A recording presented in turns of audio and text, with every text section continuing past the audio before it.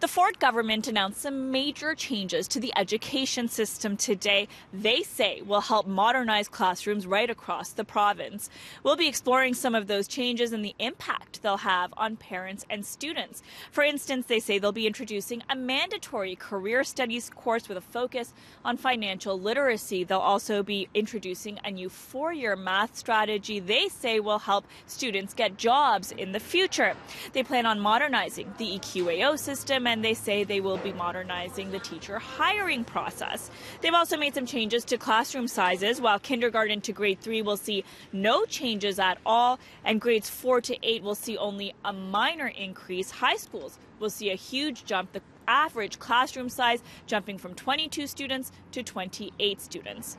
But the biggest change is with sex education, and that was a huge issue here in Thorncliffe Park. Parents protested the former Liberal government sex ed curriculum, and while they might be satisfied with this new curriculum, it has left many other parents and students unsatisfied.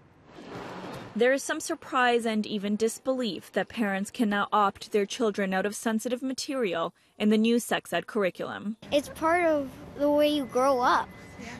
You should learn about it. The new curriculum brings back topics like gender identity and consent, topics that were eliminated when the Ford government repealed a 2015 sex ed curriculum introduced by the previous Liberal government, a move that sparked protests across the province. But while the sensitive issues will return to classrooms, some of them aren't mandatory. We need to respect our parents and as the primary educators of their children. And so if there's something happening in grade 1 or grade 2 a parent isn't comfortable with, they need to work with their teacher and their principal on the opt-out option that they have, that we've presented through this plan. Topics like concussions, healthy relationships, and mental health are listed as mandatory, while body image, consent, and online safety are not. The province also changing the age at which students will learn about certain topics.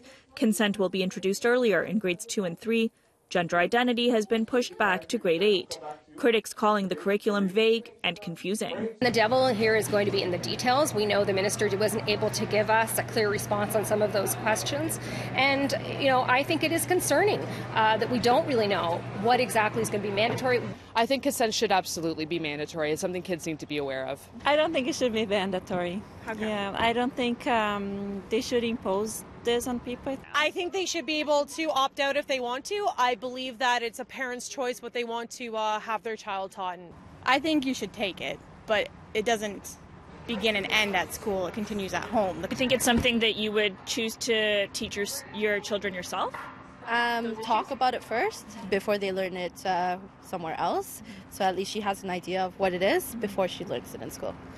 And as we mentioned, the government also making big changes to the math curriculum that they say will help students get jobs out of school. If you'd like to learn any of those details, you can head to our website, citynews.ca.